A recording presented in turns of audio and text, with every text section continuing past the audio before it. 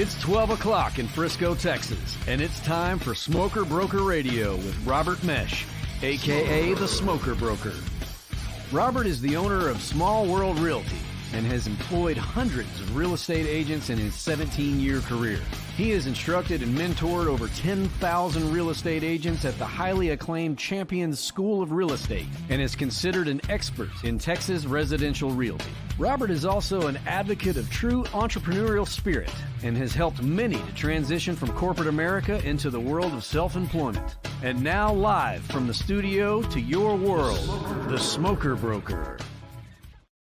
Hey, welcome to Smoker Broker. I'm Robert Meche, and I'm the guy they call Smoker Broker. Happy whatever day it is to you. God knows when we do the podcast. We used to get so used to being on the radio. It was Thursday. It was Happy Thursday. Hope you're having a cruising way to the weekend. But now it's Monday, Tuesday, Wednesday. And quite honestly, even as I'm looking at you, I still don't remember what day it actually is. So the podcast world does change. It doesn't matter. We still do the same content. We still go through the same good stuff for you guys as real estate agents and for the general public and understanding real estate. So it really doesn't matter what day we're in. It's all the same one way or the other. I hope you're doing well. Hope everything's going good for you out there. You know, we just got off talking about a market shift where we did an entire show on the effects of the shift. And we discussed how you can talk about shift in a lot of different ways. And we took a more theoretical route from it and try to explain how the benefits of the shift can be good, even though they appear to be negative. And we're going to come off that show and kind of go the opposite way and start talking more about people that are getting into real estate and ways that they can get into it. And I find that those shows actually kind of complement each other because we just got through talking about that there's plenty of real estate out there for everybody. It's the foundation for the markets that we're in and the businesses that we do. And I'm biased towards it because I do run a large real estate brokerage, but I genuinely believe that everybody should have a real estate license. And when you have a shift that is potentially, pausing the market, it eventually revs it back up to where it's very stable. And a stable market helps a lot of the agents that come in do better and have more consistency.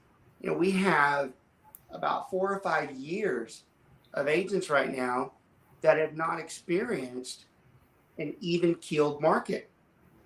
So as they continue to listen to people talk about how horrible it is and that they're worried and that the market's going to slow down and they're not going to have clients, it could be quite the opposite for them. I read one thing I read today, right before I came on the show, one of the groups that I'm in with some of the high-powered agents out there, they were talking about the goods and bads of this stuff and the shift. Well, one of the good things was that it's finally going to get agents back to the buyer agents back to some type of normalcy that when they schedule showings that they actually can schedule a weekend where they schedule 10 houses and probably get somebody under contract without having to be called at like 10 minutes before this house just came on the market. And that's something that we didn't discuss on the last show, but it's going to be relevant to today because some of our guys, including Sandi right over here, and I say guys, I mean guys and gals, Sandi's over here. She's one of them because she is one of our up-and-coming agents, and she is exactly what we're talking about. She has not seen a market where she can actually schedule a day where every house that person wanted is available and they can go pick and choose. And unfortunately for someone like her, that's not a great real estate market. So for someone who's coming into the market for the last 2 years, who's dealt with it and has done well, the positive here is that someone like Sandi is about to walk into a market that is actually a lot better than what she's been dealing with. And that's very hypocritical when we're talking about people worry the market's slowing down. The absurdity of someone saying it's going to crash, that's just ridiculous. You talk about an eye roll from me. There's not going to be a market crash. It's almost impossible with the lack of inventory that's out there. But a big positive that's coming from it is we're going to return to a very fair market, and probably for the first fair market in almost 10 to 15 years. So before I get any further, I always like to introduce the folks I'm with. I can't do the show by myself. In fact, I think they do a much better job than I do. I always bring in some of my peers in my management crew that run this together with me. So I got Mr. Jim McCauley down there out of Austin. He's a longtime friend, super experienced in real estate, construction, brokerage, longtime friend. Like I said, I just cannot do any of my South operations without him. And he's always a great contributor to the show with almost any real estate topic. So, Jim, always glad to have you. Appreciate everything that you do for us. And today, I finally decided that I'm so tired of running these shows and I don't bring my agents on. So I told myself, we're going to start committing to bringing our agents on, letting them not only be a part of the show, but to highlight them a little bit, because what's the purpose of having a podcast and a show and you don't bring in some of the agents that you think deserve recognition and absolutely kind of showcase what they're able to do, especially for their clients that watch, because their clients should know that they're lucky to have them. So I got Miss Sandi Hill on my side over here. Sandi is one of our, well, I'm not even going to call her new anymore because she's not. And, you know, she's done enough to where she's past that stage. But everybody in real estate under 5 to 10 years is almost new, because it's just impossible to see everything in that amount of time. But that doesn't mean they're not experienced. And some of them are very experienced, and they're motivated, and they're outgoing, and their careers are bright. And Sandi's one of those. And I, started to where I looked at the list of agents that we had, and I go, if I don't care if we have to go through every one of them, I want them to first have a little piece of the show that we talk about them, and then let them contribute to the actual topic. And that's ironic. Well, I shouldn't say it's ironic. I chose it intentionally because I looked at the topics and I said, which one matches up well? Well, today we're talking about dual careers. And if there wasn't a perfect agent to highlight, just to highlight, but then to also bring into the conversation, it would be Sandi, because Sandi literally got into this merging her teaching career with her real estate. And that's a very delicate balance that she continues to do. But the whole point of this show is going to be to show that it's absolutely possible, and it's a very good thing for most people to do. Sandi, thank you for coming on today. Thank you for who you are, how you are, and every bit about you. We love to have you on here today. Thank you, Robert. Yeah, great to have you. It's hard to become an agent in this type of market. One of the things I'm most proud of the agents over the last 3 or 4 years that have come on, it's probably been more difficult for them than in any series of agents that we've ever had historically, because you guys are really involved in 2 types of categories. You're one, COVID babies, because you came into a market that was completely shattered, not bad. It actually ended up being good for you, but still learning in a market that you're not physically with somebody, that you have to follow these distance rules and all other types of crazy things. So you got that against you. And then you come into a market that is seller heavy, meaning sellers can do whatever the hell they want. And the poor buyers are just, in harm's way. You're lucky if you get them anything. That is not the easiest market to come into. So I believe for a lot of our agents that have come on in the last 3 or 4 years, I think they're going to be a lot stronger than a lot of the batches of agents before, because what they've had to deal with, they've adapted to it already. Well, they've already adapted to the negative and the more difficult. So they haven't experienced the easier part of it yet. And I actually think that that's a big positive right now, because even as we speak, someone like Sandi probably does not recognize. I mean, she just does the job and she does it well because she has a good attitude. But she probably doesn't know that she's been doing the hard stuff. She hasn't even seen the market when it's actually fun. So I actually feel very good about those agents, because people like Sandi are already happy now. Well, they're only going to get happier. And that's something that we really look forward to with agents when they don't know what to expect and they come in with the hard part of it and they're about to experience the easier side of it. And every agent comes into some type of weird thing. I always tell everybody that I pretty much started SWR in the, I don't know, mid 2000s, and SWR actually grew when the market crashed. When the market crashed in 2008, which is the worst crash in 50 years, we grew during that time. So everybody has their experiences with, what types of market. Jim and I were talking about in the last show that, Jim, when he started, they were battling ridiculously high interest rates, high inflation, something that we're heading towards right now. Everybody enters a market that has some type of strangeness to it, but the ones that the recent folks have gone into, I really believe it's been harder for them. So I think it's good times ahead. And that's why I want to talk about dual careers today. Okay, so I'm going to start it with just my own reason for it. And the reason why SWR is created. And, we have tons of people that watch the show, and I appreciate the people that are in other brokerages that watch. I try to be neutral. I don't like to, I'd be lying if I said I don't push SWR. I do. I mean, that's why we talk about joinswr.com and all that. But I still try to create the show to where it's information for any type of brokerage out there. And this is my comment when it comes to dual careers. And there are a lot of brokerages out there that discourage it. Mm-hmm. There are a lot of brokers that give their opinion to someone who tells them that they have to do it. And not only do they discourage them, but they even go further by telling them not to even bother, which is a huge pet peeve of mine. And it was the driving force behind SWR, because I am one of those types that if somebody tells me you can't do it, I'm like, yeah, I'm going to go ahead and just do that then, because I don't like someone telling me that I can't do something. And it put a big chip on my shoulder.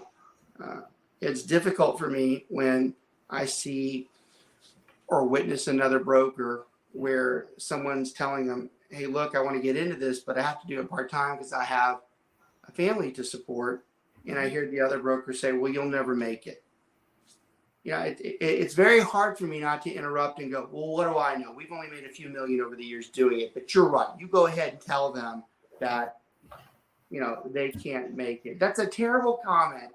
Yeah. For a broker to make. Jim, you know me personally more than anybody. And Sandy's getting to know me, but you personally know me. I never make any bad will comment towards another broker. I'm very respectful of competition. And even in this comment here, I'm making a general statement, so it's not targeted to one person or another. But listen, for any broker out there, if you're making that comment, you've got to look at a couple things. One, you very well could be responsible for pushing someone out of this industry that never had the chance to get into it. I don't even want to think about the numbers that leave the industry before they even got into it because somebody told them they'll never make it doing it part-time. I would shudder at the numbers. I can't even imagine what they are. But the ones that get past it and they're still trying to do it and are still discouraged, there's no justification for it. It is an absolute delusional non-fact that those people are right saying you can't make it. I'm living proof of it. There's thousands of other agents that are living proof of it. I'll even do better than that for you. I'll even argue with you that I think the part-time agent that starts off that way is actually smarter than the one that comes in full-time. Mm-hmm. Now, that's something that would raise a lot of eyebrows and have everybody, like, if we did have, like, on the radio where we used to have direct call-ins, that would light it up because they would want to get a piece of me saying I'm wrong. I'm like, yeah. I go, listen to my reasoning behind it, though. The full-time person, they go into it with the mentality in their first year that they've got to make money or they're not going to be able to eat. So then they get desperate and they start pushing things. They work all these hours when most veterans know that whatever they're doing the first year probably won't pay off until the second or third year because the marketing doesn't even kick in. The part-timer, they know damn good and well that it's not going to happen tomorrow. Mm-hmm. They know they can do it, but they know it's going to take time, and they know that they still need to feed their family or contribute to their family. So the part-timer, that person has a better shot at the long haul than the full-timer does. Oh, I agree. Opinion, right, Jim? It's opinion. Yeah. I'm not right completely on that, but I know I'm right to some extent because I've proven it for years. And well, I mean, I think it gives them a chance to become a full-timer if they want. And then when I'm finding out, a number of our agents, they figure out they can chew bubble gum and walk at the same time. You can do that full-time and keep your job.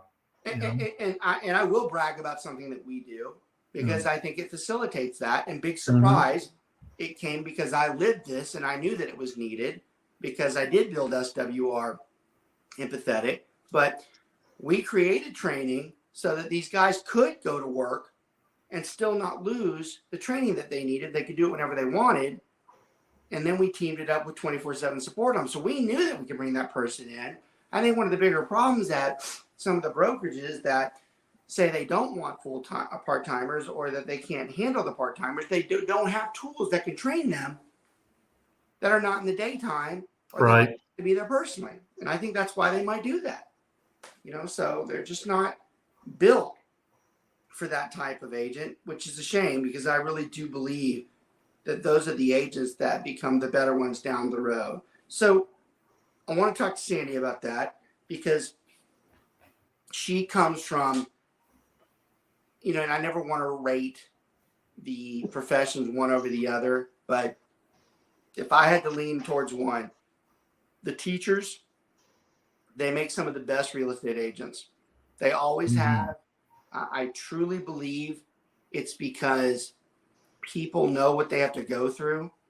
They know that they accept low amounts of money for the work that they do, and they work terribly hard. They know that they have to deal with kids who can just be awful at times and good for any of Sandi's clients that watch. But we all know that there's some rotten ones out there, and it's a hard job.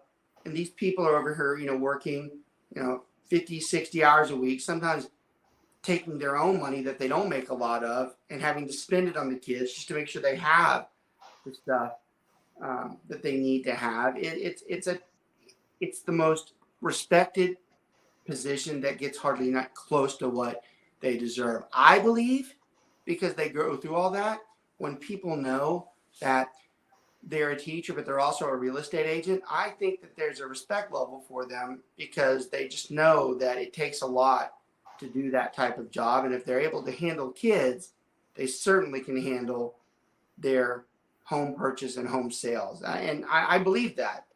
I do, because I think that that's how they look at you, Sandi. So, you've taught for a while and you looked at the real estate side of it.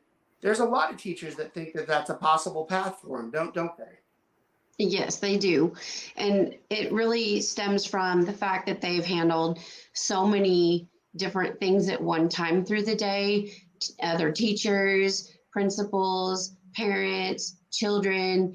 And so we're used to being thrown things at the last second and trying to adapt to that. So it's so easy now, when you've been through open houses year after year and you've got parents and kids everywhere to be able to do things like that, open house now, you get lots of people through there, but it's easy to handle it because you already know. Well, you're prepared, right? You're prepared for it. And I think and I think it's disappointing for most teachers because they just soon not have to go through with it, but it's not in the cards because they have to. They've dealt with uncomfortable situations, and sometimes they've dealt with the worst uncomfortable situations because anytime you're talking about somebody's kid and something that's been done that's pretty traumatic or concerning, it's a stressful item. And I don't think there's a teacher in the world, whether it's kindergarten through high school, that cannot recall an incident that was extremely stressful to have to address, sometimes family oriented. We see things where there's evident child abuse that the teacher identifies, and it has to come up, and it ends up going back to them, that they're the ones that said it. We see the amount of drug use in some of the high schools, and the amount of pressure, the suicide levels are off the charts in the schools right now, and it's heart-wrenching, and it's fueled by so many things, and y'all are swimming in it. Y'all are swimming in it day to day, and you're tough enough inside to deal with it. And when you get to real estate, it's terrible to say, but I think it's almost a break to some extent, because even the bad deals that we have, it's usually not involving your kids. And I'm not putting light on the deals that we do, that they're easy, or that the arguments aren't horrible, because they can be, but they're not any worse than when you have a controversy or a traumatic issue with the child, and it has to be conveyed to a parent. And I do believe that's where those teachers get that iron, gut to them, because I just believe they're tough, tougher than most. And they also exemplify, and Sandi, you're a perfect example of this, and any of Sandi's clients, past clients, or any future clients that watch this, when we look for real estate agents, and I've done it a long time, you want the happy and the outgoing ones, because those people are social, and people want to talk to them. People like talking to them. People like Jim. Jim's actually one of the most social guys. He just doesn't show it on his face, but he's probably one of the more fun-going guys out there. You never know it, though, unless you truly know him, which is what I love about him. But someone like Sandi's got the outgoing, that's something that a lot of people have, but some of those people have no spine at all. Some of them can be really nice and they get all the clients they want, but they just get walked all over. So you don't want just that one. Then you have the complete jerk, that knows everything. They're very good at what they do, but they're terrible socially. Just awful. They're just terrible socially. You're just like kind of person, I just don't even want to be near them because of their toxic, environment. When you're looking for an agent, or you want an agent to work for you, or being a real estate brokerage, you want the one that can do both. You want the one that's happy, easygoing, but they're also the one that they can put their foot down when they want to. And Sandi's a very good example of that. Unfortunately, I haven't had to see her do it, but I've already had enough time with her that I know she's more than capable of doing it. And that's the type of agent we look for. We are looking for that type of agent because they're built that way. And this dual career thing that we're talking about sometimes facilitates that type of person because they're able to juggle a bunch of things. And y'all, I always like to pride myself on, I like to believe that I am that type of agent. I'm a very nice guy. I'm easygoing. I'm outgoing. I enjoy to be social and talk to people, but anybody who knows me personally, they know that when I've had enough, it shows, and there's a terrible, ugly side to it. And I think you have to have both to be effective. I think you have to be able to say, I've had enough. I've had enough of this. I've had enough of what y'all are doing. I've had enough of the policies, your attitude towards this, the ethics side of it. You've got to be able to quote the law with you. You have to know the contracts. You have to know the stuff. That's the one we want. And we talked about highlighting agents, and we're going to keep doing this, but Sandi's that type of person. That's the type of person that you want helping you out because they have to be able to do both sides. And, Sandi, I think you already know that those comments are for me, that I feel like that. But that's one reason that we're super high on someone like you. And for my other agents that watch, don't be jealous because I brought Sandi. I have a list of y'all that I'm bringing on. And honestly, I didn't bring them on in any order. I looked at the topics we're doing, and I'm like, this one fits better for this one. So don't think that you're being ignored. I plan on talking to a lot of you over time that the same thing's going to be on there. But I thought for dual careers, she fits the best mold for right now because this is the topic that we're talking about. So we get these people out there And you have all these people that are looking at what to do. You have different phases of people that are becoming real estate agents. You got the kids that just turned 18, that they don't know what to do. They're either going to college or they're not going to college. They're looking at what I want to be, which has to be the worst question ever for anybody. I'm going to say under the age of 30. I think anybody under the age of 30 struggles with, where do I want to be? Or who do I want to be? I don't think anybody knows. So I feel sorry for the kids that are 18. But the reason why I tell you the 18 is that some of those start this dual career stuff. They start, well, I might as well get this while I'm trying to figure out what I want to do. And I have to tell you, and it's a biased opinion, I think that that's great. My greatest regret, and I have a few of them, but my greatest regret is that I didn't start doing this earlier. I can tell you right now, the kids, I don't care whether they like it or not, they're going to get it at 18. And that's fine if they don't want to use it. They're going to have it just in case they need it, which I would hope they'd want to with the business that we run. But I think that that's good. Then you have people that are in the early phases of their job. They're not 10 to 15 years. They're 3 to 4 years. And this is the person that quickly figures out that corporations suck. And they're like, this is awful, and I don't want to be here, and I want to do something else. And I'm not talking about the POS worker who's lazy. I'm not talking about that person. I'm talking about the person who legitimately is like, this is awful. I don't want to work like this. I don't want to work for that type of person. And my guess is I'm going to keep like working for that type of person the rest of my life. So you got that one. Okay. Then you have someone who's had a decent career, but they're like, I don't think this is going to be the long-term objective. I have to do this right now because I need to make some money, but I've got to have something else going to where I eventually can have an alternative if I so choose. And then you have the one that has gone through their career. They're done with it. They're looking for the next phase. They don't want to go home and not do anything. So they look at this as well. Now, the reason why all of those fit into dual career, even the last one, a lot of the people who are retiring, they don't want to retire. They still want to do work. Now, their dual career is different than some of the other dual careers. Their dual career is maybe not necessarily a job, but they got other things going on.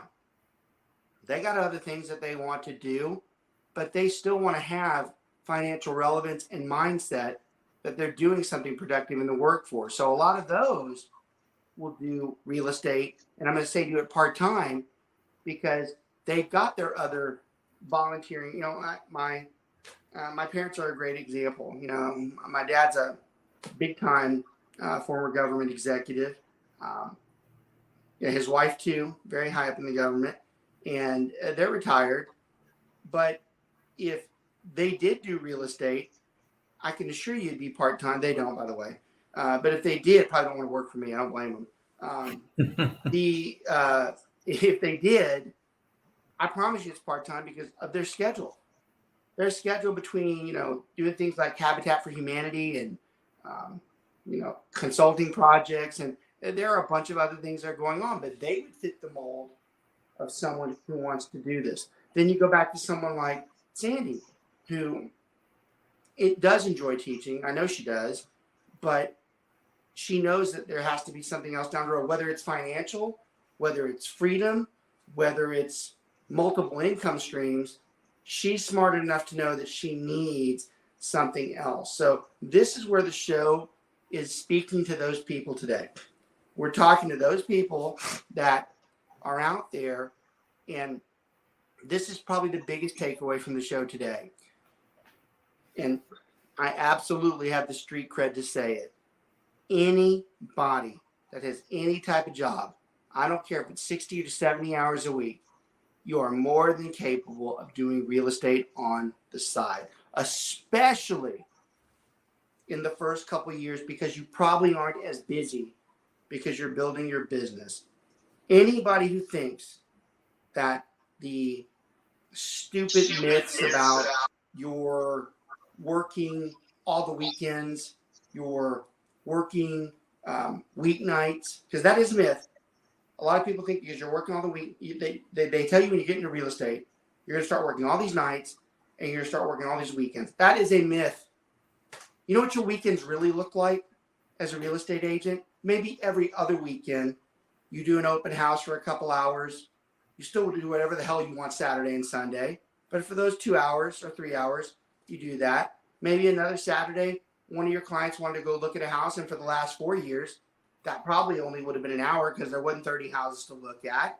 And even if you took a listing, you're only talking about an hour. That is the biggest myth about real estate, that you're working, you lose your weekends and your weeknights. So I can count the times on my hand that my clients need me late at night or during the weekend excessively.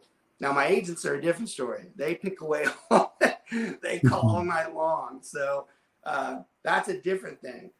But as far as being an agent yourself, that's a myth. And the reason why it's a big takeaway is that so many people do not consider or get into real estate because they believe that.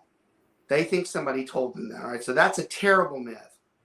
The other myth, and once again, I've got a lot of street cred on it, is that if you don't have a sales background, then you're probably a lousy real estate agent. Now, I would argue the opposite. I think that, and no offense to my salespeople agents, but I would argue that sometimes the salespeople agents still have a little bit of that sales stuff in them. Some of them are too salesy. Some of them are too pressure pointing in your face.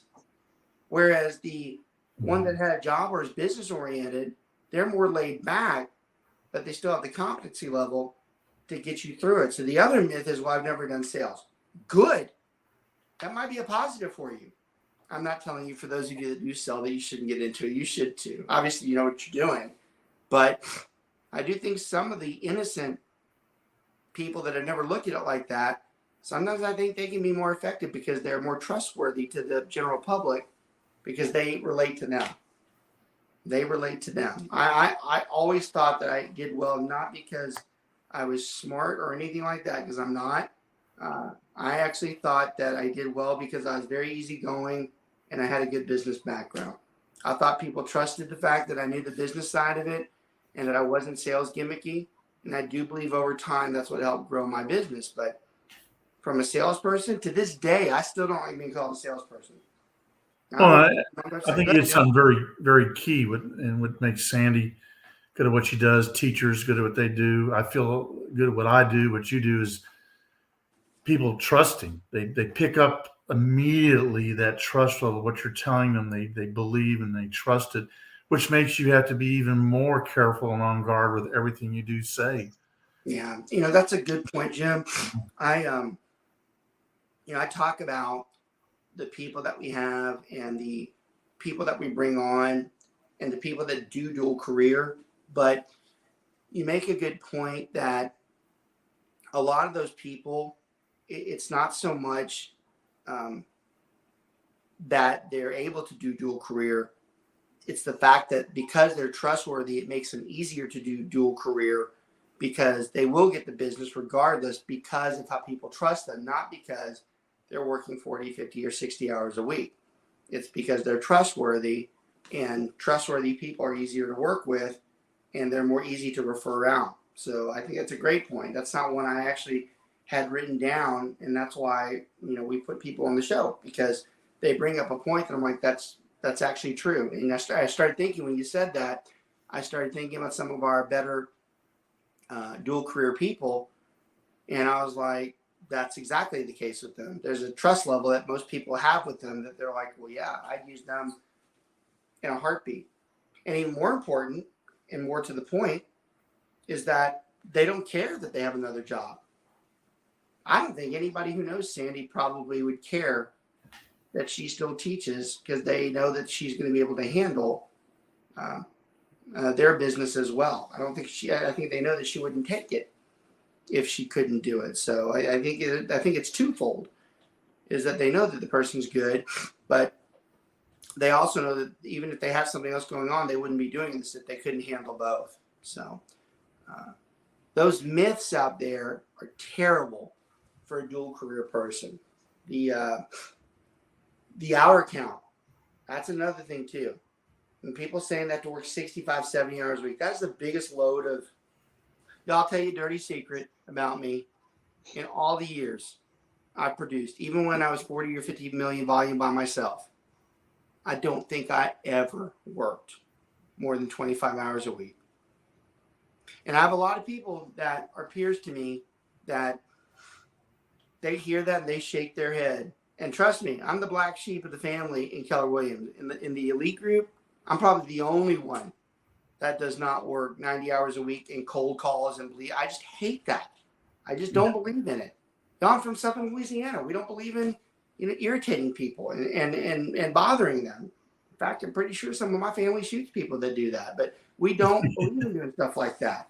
So for me, it's very hard to be raised in an industry that is sales gimmicky and not fit in that way. But I just didn't like it. I always believed in working smarter and not harder. And I believe that there were certain tools that if the agents did them and they did them consistently, they didn't have to do them 50 or 60 hours a week. And you know what? To this day, even as we speak live, I still believe that.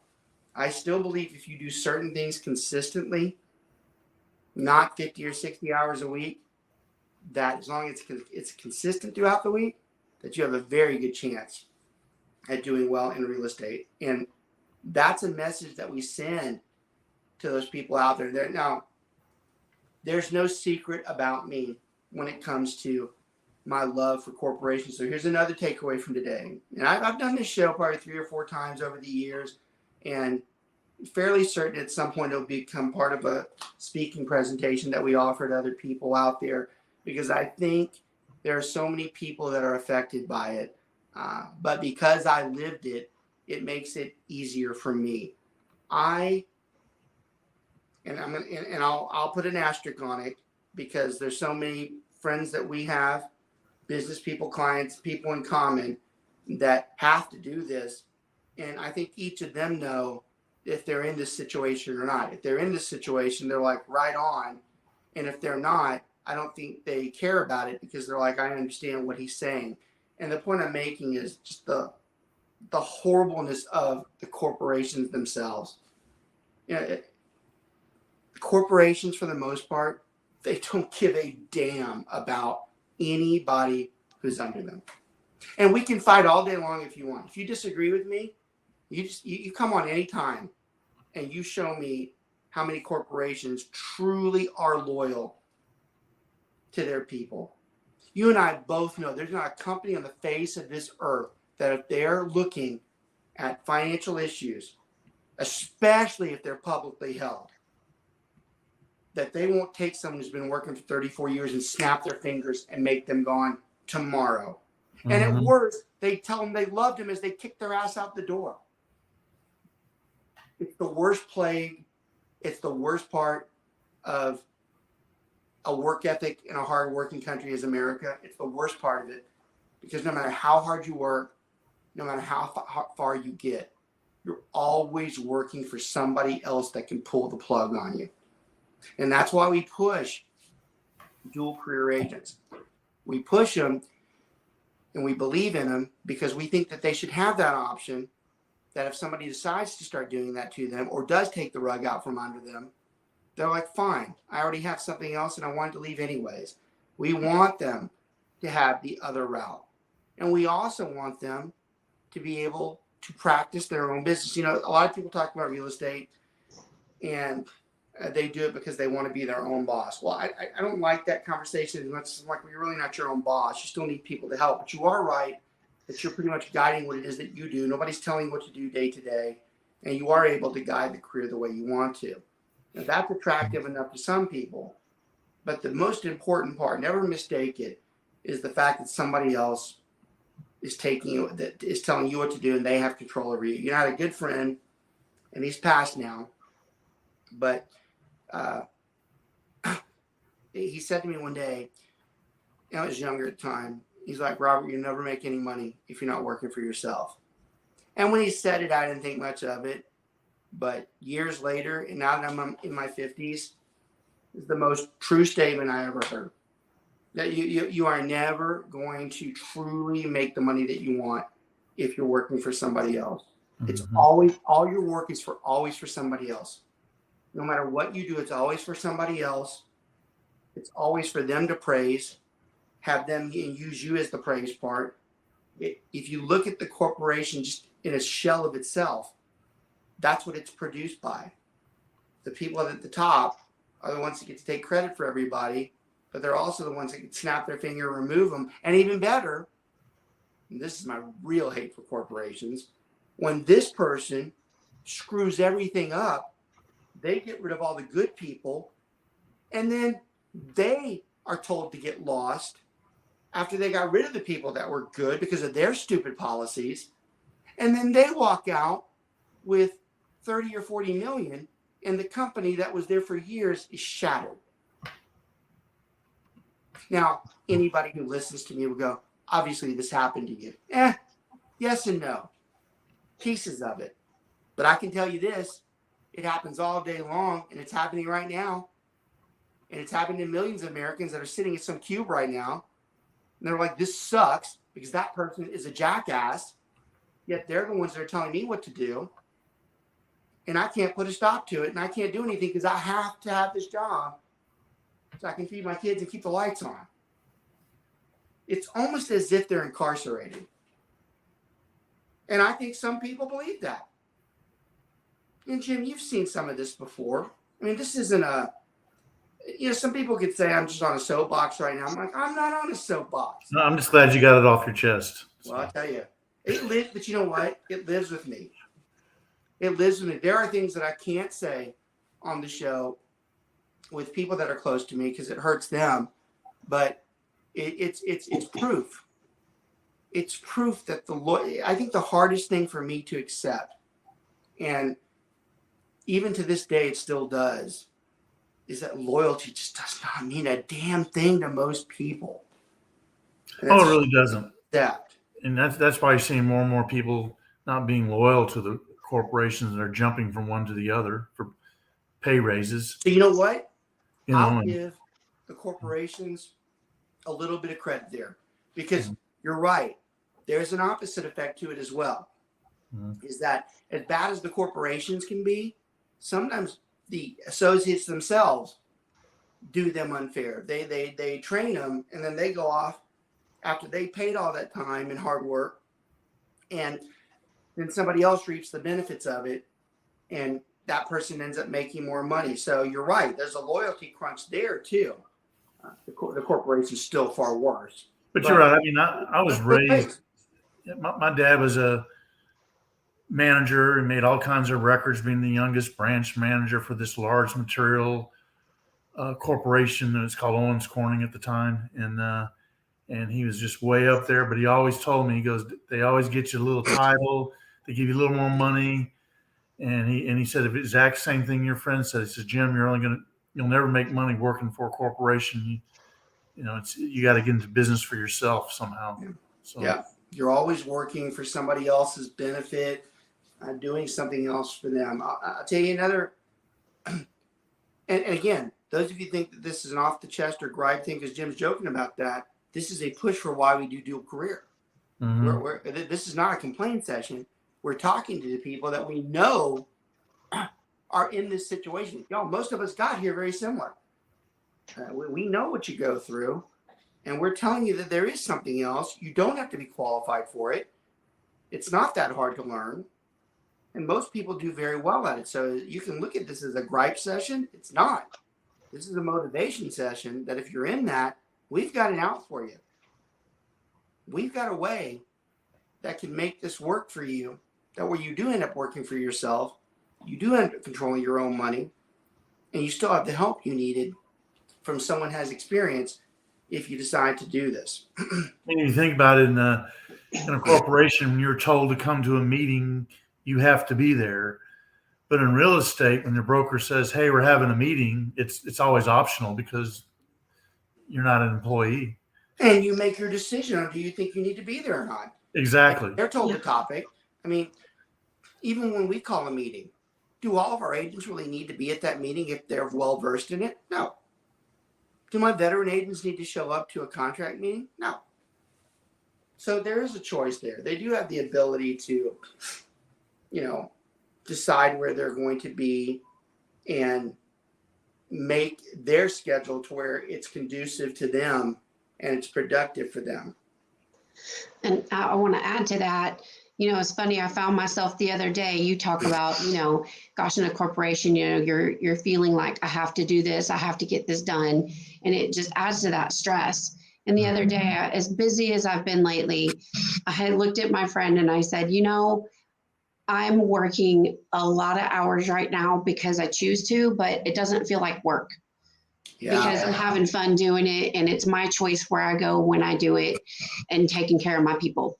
Yeah, so you hit on something that I tell people quite a bit, and it's probably the greatest benefit of this job. So I do work 80 hours a week. If you clock me, I'm about 80 hours. I would tell you that it feels like I work about 10 or 15 because most of my hours are interviewing people, helping agents that need it. And it's sick, but I'm built this way. Even the problems that I have to fix, I actually enjoy doing it because I'm usually pretty well versed in how to fix it. And I know it's going to help somebody. So I don't mind it. So for me,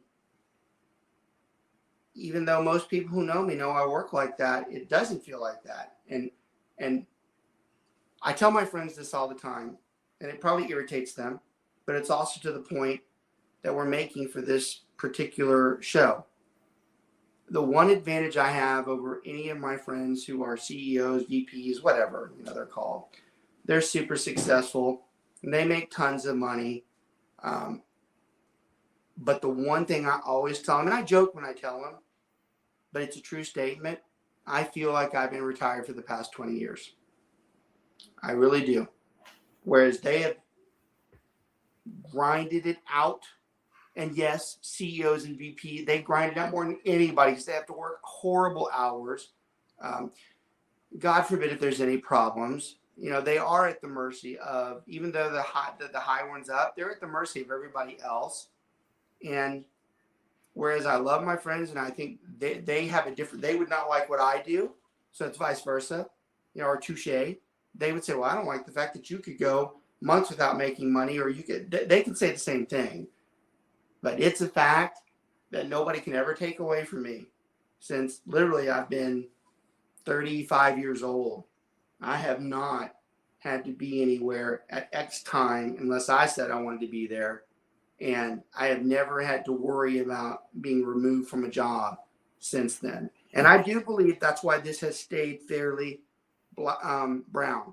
And I joke the last few times, and I've been doing it because it's happened recently on multiple occasions where someone's like, well, you dye your hair. I'm like, oh my God, I'm far too lazy. There is no way I would ever do it. But I like to believe it's because of this actual comment that I do believe I've controlled my own stuff, and I don't feel like I've worked for that amount of time. And that's why I think this career is worthy for somebody to do it dual, and then eventually they get enough money or confidence that they can do it on their own and get into that lifestyle. Because I do believe this is the option for most people in corporations. I do believe that this is the escape route that most people that are at a corporation that they want to leave or they don't like. I think this is an out. Now I'll put another asterisk in there. I'm never thrilled about, and this probably angers me more than anything, I don't like the POS of the corporation, the one that truly is awful. Now forget the corporation being terrible. I'm talking about someone who's a lousy worker. Some corporations, you'll have those people mouthing off, kind of agreeing with us. I'm like, oh no, I go, no, I'm not agreeing with you. You're part of the problem. And you don't ever show up on time. You're insubordinate. Those people, they'll have these same complaints, but that's not the person I'm talking about. I'm talking about the person that works hard and is treated like that. Those other people, they're the worst. They go to work, they bitch about everything, they're tired, they're a lousy life, and they want to bring everybody else's life down the drain. Those are just horrible people in general. I'm not talking about them. I don't want that lifeline. I don't want that person that uses real estate as an excuse. And unfortunately, half the industry are those agents. That's the worst interview I do, when someone tells me that they're getting into this because they're like, I hate my boss and my job sucks. So I'm like, well, hang on for a second. Does the job really suck? And does your boss really suck? Or is it just you? You know, I mean, because that's not what we want. Now, there are plenty of times that person's dead on the money. But if they're doing it for the lazy reasons, that's not what we're looking for. We ain't talking to you today. We're talking about the hard workers out there that are punished because somebody else's stupidity, and they're told you have to do this or do that, and working for somebody else and never gaining their own benefits of it, and never having the ability to earn as much as they want, and it's all theirs and nobody else's. That's the problem. I always love your interviews, Robert, because depending on if you want the person, it really depends how long that interview is going to be. You size them up pretty quick. It is. I do. And when I do interviews, I'm very perceptive about someone in their first 5 or 10 minutes. Most people will tell you can judge somebody in that amount of time. It's not completely true, but there are certain things they say, and Jim's right. He knows this too. I pay close attention to anybody's comments that reveal their work ethic, their attitude, and their discipline. Those are the 3 things that I live my life off of, and I'm super careful when I interview somebody. I'm like, that's what I'm listening for. If I don't hear at least 1 or 2 of those, or worse, I hear something I don't like that dispute one of those 3, that interview typically ends really quick. I joke about it all the time. I have people that I interview that they'll tell me they have a degree from Princeton or SMU, and I'm like, hey, that's great. Have you ever worked retail? Because if you've ever worked a bar, or you've ever worked restaurant, or you've ever worked in the stores, those guys are the ones I'd really rather have, because they've taken so much shit in their life that they know how to handle it. I go, that person is the one I'd rather talk to. So you're right. I mean, we do look at those folks and try to size them up, because we are looking for the attitude to discipline people. And they're hard to find. They are. They're hard to find because, unfortunately, a lot of people in this country have a poor work ethic. They have lousy attitudes, and they're just not disciplined. It's a hard person to find, but we like to believe if we use those principles that those people are easily successful if they convert into real estate. And that's what we're trying to do with them. You know, before I forget, and we're about to end the show here, but I wanted to, and Mark, if you're listening to me, if you have any graphics you're able to put up, I've been working with my producer on another podcast called The Mentor Project. And we talk a lot about these types of topics that are kind of mixed in, not so much dual career, but more as management and things that we're just talking about, like work ethic, attitude, discipline. And, if he wants to, there we go, right there. Thank you, Mark. The Mentor Project.live. It's a really good podcast. We've already done a couple episodes, and we really like the material that's coming out of it. It's general business and life conversations and management conversations and business conversations, but we really have enjoyed the first few things that we've talked about. And Mark's been in radio and podcasting a lot longer than I have, and I've been in business for quite some time, but all of the things interact with what we're talking about on our show in this particular one. So I like this podcast because it actually complements mine.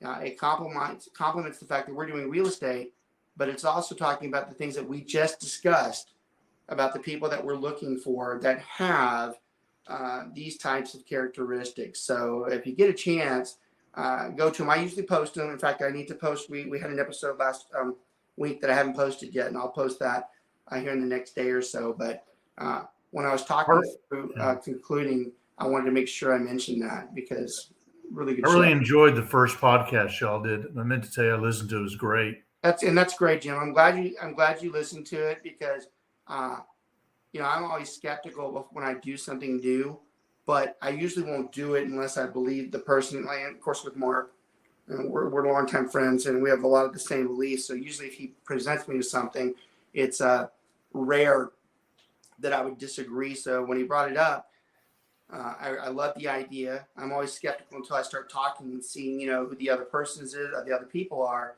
But even in the first episode itself, it was apparent that there's something that's very good there. And like I said, I think it complements our podcast here, because it's not just real estate. We do talk about people. We do talk about management. We do talk about life. And so for me, those are important. Y'all, want to thank everybody out there, Sandi, especially for you. Thank you for your friendship, for your business, the way you are. We have high hopes for you, and we are like literally 100% confident that you continue just to thrive. Anybody who are clients of Sandi that watches this, because I'm going to tell her to repost it, and I hope that the people who know her watch it.